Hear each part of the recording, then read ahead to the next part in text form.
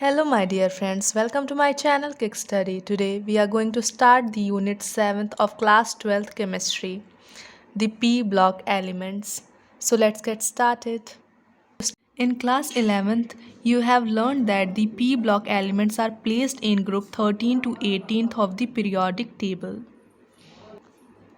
In class 11th, we have studied that P block elements are from group 13, 14, 15, 16, 17 and 18. From group 13 till 18, all these elements are P block elements. Their valence shell electronic configuration is NS2, NP1 to 6, except helium which has 1s2 configuration. So, general electronic configuration P block का NS2 NP1 to 6 होता है, accept helium. Helium का configuration 1s2 ही होता है। जैसे कि आप देख सकते हैं, ये हीलियम है और इसका कॉन्फ़िगरेशन 1s2 है और ये एक्सेप्शन है, और बाकी सबका जनरल कॉन्फ़िगरेशन है NS2 NP1 to 6. General electronic configuration of p block element is ns2 np1 to 6. So here you can see that s block में 2 इलेक्ट्रॉन्स फिल हो सकते हैं और p में 1 से 6 इलेक्ट्रॉन्स फिल हो सकते हैं। तो यहाँ पे आप देख सकते हैं बोरॉन के s ब्लॉक में 2 एलिमेंट्स हैं, मतलब इलेक्ट्रॉन्स हैं, 2 इलेक्ट्रॉन्स हैं एस ब्लॉक में।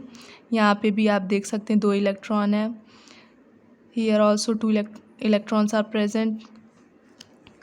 ऑक्सीजन में भी 2 इलेक्ट्रॉन प्रेजेंट है, फ्लोरीन में भी एंड नियॉन में भी। और पी ब्लॉक में 1 से 6 इलेक्ट्रॉन्स प्रेजेंट होते हैं। तो यहाँ पे आप देख सकते हैं बोरॉन के केस में पी ब्लॉक में 1 इलेक्ट्रॉन प्रेजेंट है, कार्बन में 2 इलेक्ट्रॉन प्रेजेंट है, नाइट्रोजन में 3 है, ऑक्सीजन में 4 है, फ्लोरीन में 5 है एंड नियॉन में 6 है। यहाँ पे n शेल नंबर है और ये सब शेल है। जैसे कि यहाँ पे आउटर मोस्ट शेल का नंबर 2 है, तो ये सेकंड पीरियड को बिलोंग करेगा। और यहाँ पर आउटर मोस्ट शेल का नंबर है 3, तो ये थर्ड पीरियड को बिलोंग करेगा। जैसे कि आप देख सकते हैं, एक मिनट दिखा देती हूँ।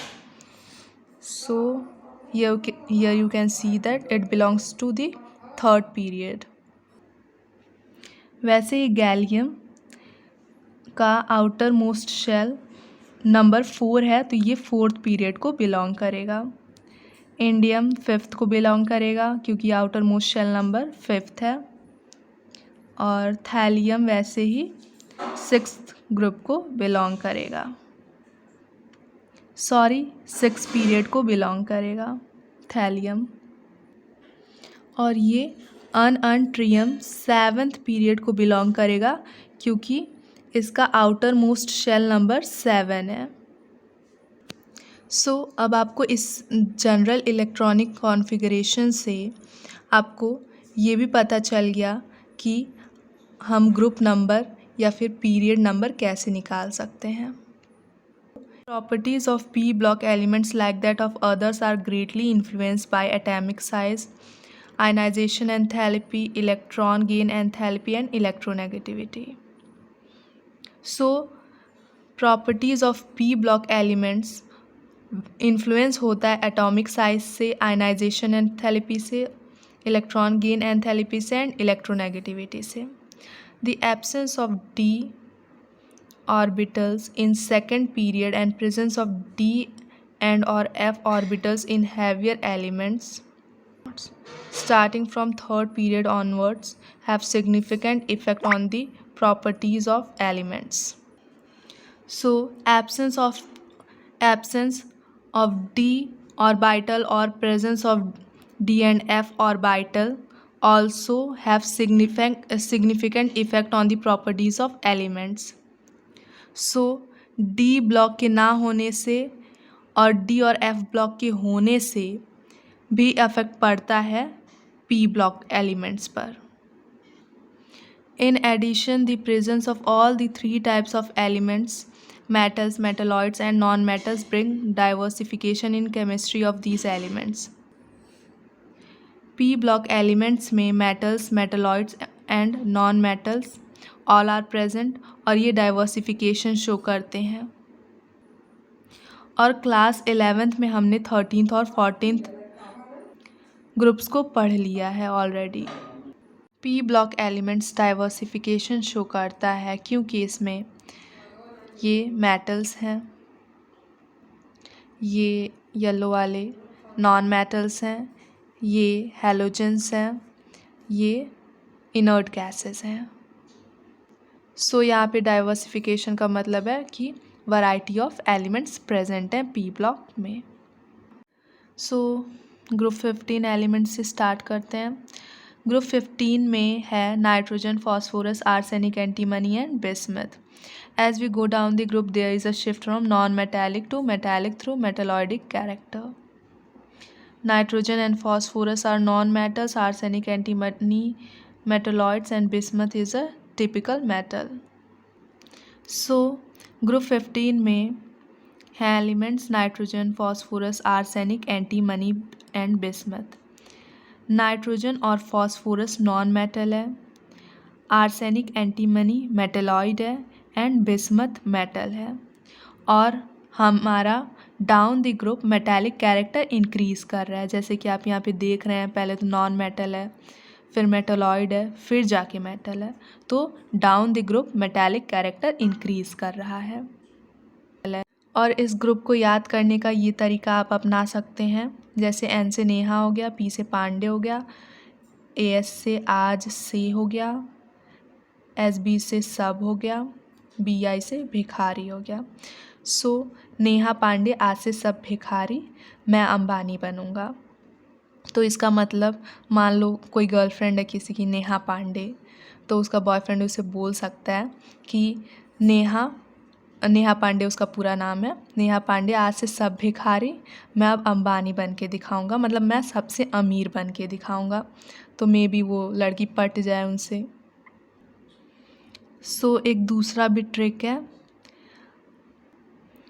एन से नाना, पाटेकर, ऐश्वर्या, सब बिंदास। नाना, पाटेकर, ऐश्वर्या, सब बिंदास। सो आपको जो भी सूटेबल लगे आप उस ट्रिक से इसे लर्न कर सकते हैं। Occurrence: molecular nitrogen comprises 78% by volume of the atmosphere.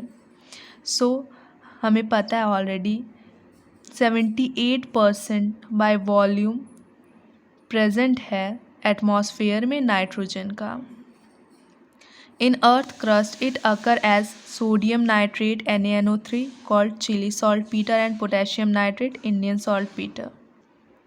अर्थ के क्रस्ट में सोडियम पाया जाता है सोडियम नाइट्रेट के फॉर्म में, सोडियम नाइट्रेट के फॉर्म में NaNO3 जिसे हम चिली सॉल्टपीटर कहते हैं। सोडियम नाइट्रेट को हम चिली सॉल्टपीटर भी कहते हैं। और पोटेशियम नाइट्रेट के फॉर्म में भी पाया जाता है, पोटेशियम नाइट्रेट को हम इंडियन सॉल्टपीटर भी कहते हैं। ये इंपॉर्टेंट है नेम्स।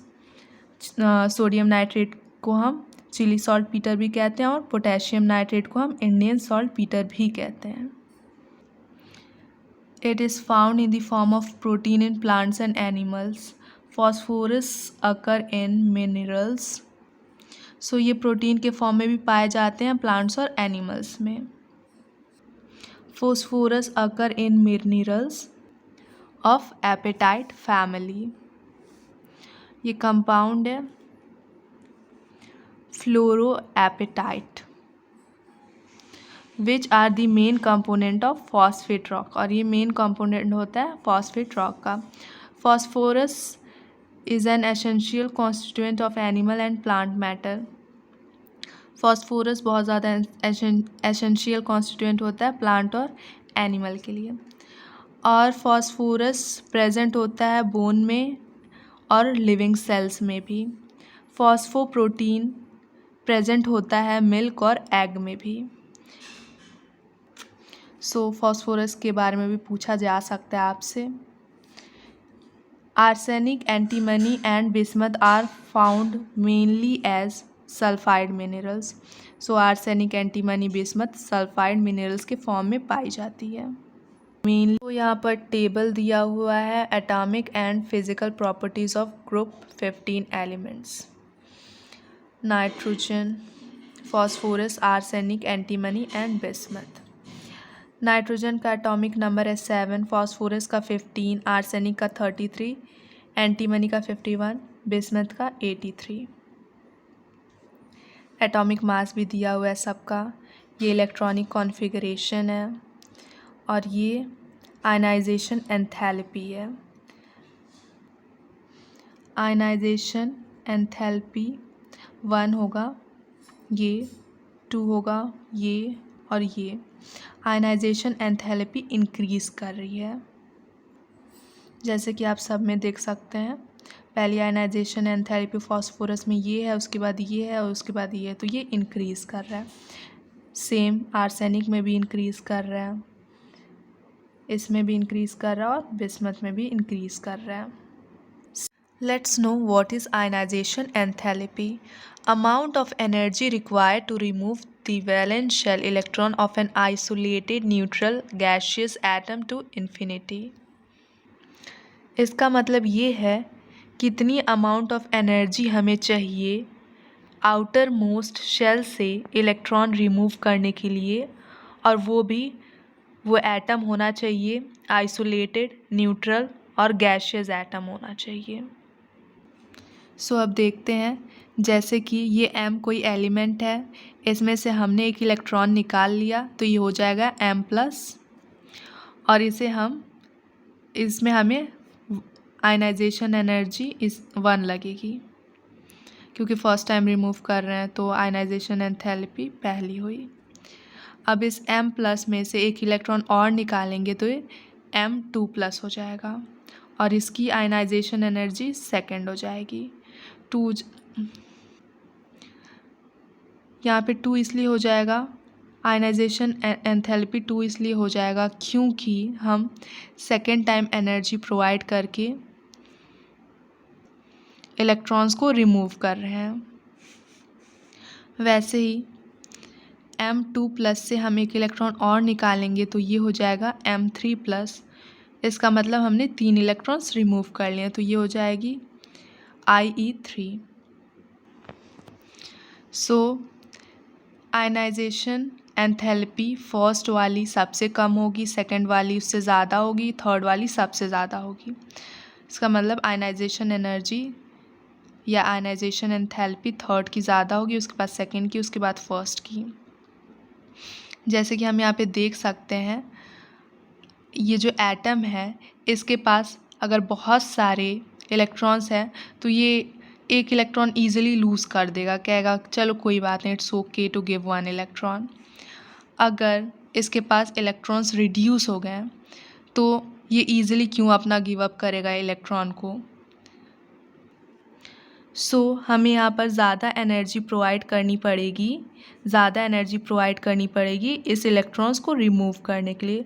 वैसे यहाँ पर भी होगा, इसके इलेक्ट्रॉन्स और रिड्यूस हो जाएंगे तो यहाँ पे हमें और मैक्सिमम एनर्जी प्रोवाइड करने पड़ेगी ताकि ये हमारा इलेक्ट्रॉन यहाँ से रिमूव हो सके। जैसे कि कोई बहुत अमीर इंसान है, इसके पास करोड़ों में पैसे हैं। अब इसके पास करोड़ों में पैसे हैं तो इससे कोई 1-2 रुपये मांगेगा तो ये क्यों सोचेगा, कहेगा चलो इट्स ओके दे देते हैं, कोई बात नहीं। अब मान लो कोई अगर 100 रुपये कमाता है तो अब उससे मैं बोलूँगी मुझे 50 रुपीज़ दे दो, तो वो क्यों देगा। अब मैं उससे बहुत ज़्यादा मतलब रिक्वेस्ट करूँगी या फिर कुछ करूँगी तब जाके वो मुझे 50 रुपीज़ देगा, तो मुझे बहुत ज़्यादा एनर्जी वेस्ट करनी पड़ेगी। जैसे कि यहाँ पे आयनाइजेशन एनर्जी कम है फर्स्ट के केस में और सेकंड के केस में ज़्यादा है, क्योंकि यहाँ पे 100 रुपये मान लो उसकी सैलरी है तो 50 रुपीज़ क्यों ईजिली गिव अप करेगा। वैसे ही मान लो किसी की 10 रुपीज़ सैलरी है तो उससे मैं 1 रुपये भी मांगूंगी तो वो बहुत ज़्यादा मेरी एनर्जी वहाँ वेस्ट होगी। सो यही चीज़ है यहाँ पे रही है। वही चीज़ यहाँ पे वर्ड्स में भी लिखती है। After releasing first electron, number of electron in the valence shell reduces and the pull on each electron increases, hence it becomes more difficult to extract another electron from an atom because number of electron reduced and the pull on electron increases by nucleus. So first electron अगर valence shell में से निकल जाता है तो electrons कम हो जाते हैं, और इलेक्ट्रॉन्स कम हो गया तो जो न्यूक्लियस रहेगा वो ज़्यादा अट्रैक्ट करेगा इलेक्ट्रॉन्स को, ज़्यादा अपने क्लोज रखने की कोशिश करेगा। तो अब जितना ही इलेक्ट्रॉन न्यूक्लियस के करीब रहेगा उतना ही वो ज़्यादा एनर्जी लगेगी उस इलेक्ट्रॉन को रिमूव करने के लिए। तो बस आयनाइजेशन एंथैल्पी में यही था कि हम फर्स्ट टाइम एनर्जी कम लगाएंगे, सेकेंड टाइम ज़्यादा लगाएंगे, थर्ड टाइम सबसे ज़्यादा लगाएंगे। सो वही चीज़ आप देख सकते हैं। आयनाइजेशन एंथैल्पी 1 है सबसे कम, 2 है उससे ज़्यादा, और 3 है सबसे ज़्यादा, और सेम चीज़ सारे में है। अब इलेक्ट्रोनेगेटिविटी नाइट्रोजन की है 70, फॉस्फोरस की 2.1, आर्सेनिक की 2.0, 1.9, 1.9। इलेक्ट्रोनेगेटिविटी सबसे ज़्यादा नाइट्रोजन की है, फॉस्फोरस की है, फिर जाके आर्सेनिक की है, और एंटीमनी और बिस्मथ की सिमिलर है। इसका मतलब इलेक्ट्रोनेगेटिविटी भी रिड्यूस कर रही है down the group. Electronegativity important है। आयनाइजेशन एंथैल्पी भी आप देख सकते हैं। अब मेल्टिंग पॉइंट और बॉइलिंग पॉइंट भी थोड़ा सा माइंड में रखिएगा। सो आप देख सकते हैं इसे भी। कोवेलेंट रेडियस इंक्रीज कर रहा है, आयनिक रेडियस इंक्रीज कर रहा है आर्सेनिक तक, उसके बाद फिर रिड्यूस कर रहा है एंटीमनी और बिस्मथ से। मेल्टिंग पॉइंट इंक्रीज कर रहा है nitrogen till arsenic, and antimony और बिस्मथ में रिड्यूस कर रहा है। बॉइलिंग पॉइंट इंक्रीज कर रहा है डाउन द ग्रुप। डेंसिटी आप देख सकते हैं कि ये भी इंक्रीज कर रहा है down the group. Trends of some of the atomic, physical and chemical properties of the group are discussed below. Trend electronic configuration. Valence shell electronic configuration of these elements is Ns2 Np3. So general electronic configuration of 15th group is Ns2 Np3. Here you can see that Ns2 Np3, यहाँ पर भी देख सकते हैं S2 NS2 Np3, same here NS2 Np3, here you can see as well NS2 Np3। यहाँ पर S orbital fully filled है और P हाफ फिल्ड है सारे में। सो ये एक्स्ट्रा स्टेबल हो जाएगा, क्योंकि हमें ऑलरेडी पता है कि हाफ फिल्ड और फुल फिल्ड स्टेबल होते हैं। Atomic and ionic radii. Covalent and ionic radii increases in size down the group. Covalent और आयनिक रेडियाई इंक्रीज कर रहा है down the group. Number of shells increase करते हैं तो एटॉमिक साइज भी इंक्रीज करता है। यहाँ पर देख सकते हैं कोवेलेंट रेडियस इंक्रीज़ कर रहा है और आयनिक रेडियस भी इंक्रीज़ कर रहा है आर्सेनिक तक, उसके बाद डिक्रीज़ कर रहा है। There is a considerable increase in covalent radius from nitrogen to phosphorus. However, from arsenic to bismuth, only a small increase in covalent radius is observed. This is due to the presence of completely filled d or f orbital in heavier elements. So covalent radius nitrogen to phosphorus increase कर रहा है ठीक ठाक, उसके बाद बहुत कम increase कर रहा है आर्सेनिक से बिस्मथ तक। जैसे कि आप यहाँ पे देख सकते हैं, कोवेलेंट रेडियस अच्छा खासा इंक्रीज़ किया है आर्सेनिक तक, उसके बाद थोड़ा सा डिक्रीज़ कर गया है एंटीमनी से बिस्मथ तक। ऐसा इसलिए हो रहा है क्योंकि डी और एफ ऑर्बिटल कम्प्लीटली फिल्ड है हैवियर मेंबर्स में। Ionization enthalpy decreases down the group due to gradual increase in atomic size because of the extra stable half-filled p orbital electronic configuration and smaller size. The ionization enthalpy of group 15 element is much greater than that of group 14 element in the corresponding periods. The order of successive ionization enthalpy is this. Ionization enthalpy decreases down the group due to gradual increase in atomic size. Ionisation enthalpy decrease करता है down the group क्योंकि atomic size increase करता है, but because of the extra stable half filled p orbitals electronic configuration and smaller size, ionisation enthalpy group 15 का ज़्यादा होता है group 14 से। और हमें आयनाइजेशन एंथैल्पी पता है कि सबसे ज़्यादा थर्ड वाली आयनाइजेशन एंथैल्पी होती है, उसके बाद सेकंड वाली, उसके बाद फर्स्ट वाली। सबसे कम आयनाइजेशन एंथैल्पी फर्स्ट होती है और सबसे ज़्यादा आयनाइजेशन एंथैल्पी थर्ड होती है। Electronegativity value down the group decrease होती है क्योंकि एटॉमिक साइज इंक्रीज़ होता है। यहाँ पर देख सकते हैं आयनाइजेशन एंथैल्पी डिक्रीज़ कर रहा है डाउन द ग्रुप, जैसे कि यहाँ पे नाइट्रोजन की आयनाइजेशन एंथैल्पी है 1402, फॉस्फोरस की फिर डिक्रीज़ हो गई है 1012 हो गया है, आर्सेनिक की 947 हो गई है, एंटीमनी की 834 हो गया है और बिस्मथ की 703 हो गई है। तो यहाँ पे देखने को मिल रहा है आयनाइजेशन एंथैल्पी डिक्रीज़ कर रही है डाउन द ग्रुप। ऐसा इसलिए हो रहा है क्योंकि पी ऑर्बिटल हाफ फिल्ड है, और हाफ फिल्ड है तो ये एक्स्ट्रा स्टेबल होगा ही, और स्मॉलर साइज़ की वजह से हो रहा है।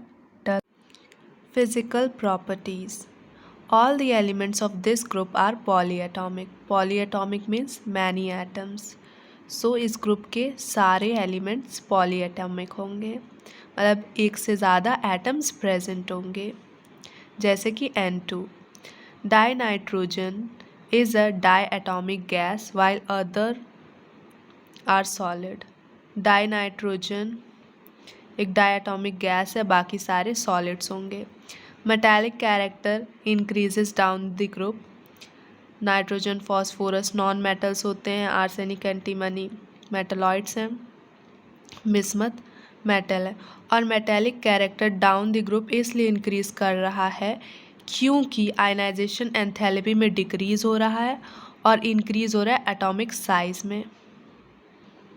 यहाँ पर भी आप देख सकते हैं नाइट्रोजन फॉस्फोरस नॉन मेटल है, आर्सेनिक एंटीमनी मेटलॉइड है, बिस्मथ मेटल है। तो down the group metallic character increase कर रहा है क्योंकि आयनाइजेशन एंथैल्पी डिक्रीज़ कर रही है और एटॉमिक साइज इंक्रीज़ कर रहा है। The boiling point in general increases from top to bottom in the group, but the melting point increases up to arsenic and then decreases up to bismuth. Except nitrogen, all elements show allotropy. Nitrogen को छोड़कर बाकी सारे elements allotropy show करते हैं, जैसे कि हमें carbon में देखा था कि कार्बन के एलोट्रॉप्स होते हैं ग्राफाइट, डायमंड एंड बकमिनस्टर फुलरेंस। सो अब boiling point and melting points देख लेते हैं। बॉइलिंग पॉइंट का तो दिख रहा है कि ये इंक्रीज़ कर रहा है टॉप से bottom down the group, but melting point का देख लेते हैं। जैसे कि आप मेल्टिंग पॉइंट देख सकते हैं, ये इंक्रीज़ ही कर रहा है। और सो मेल्टिंग पॉइंट इंक्रीज़ कर रहा है आर्सेनिक तक, नाइट्रोजन से आर्सेनिक तक मेल्टिंग पॉइंट इंक्रीज़ कर रहा है। फिर एंटीमनी और बिस्मथ से डिक्रीज़ कर रहा है। 904 है तो उसके बाद 544 हो गया। बॉइलिंग पॉइंट दिख रहा है, ये जनरली इंक्रीज़ कर रहा है, बस लास्ट में थोड़ा सा डिक्रीज़ किया है, थोड़ा सा।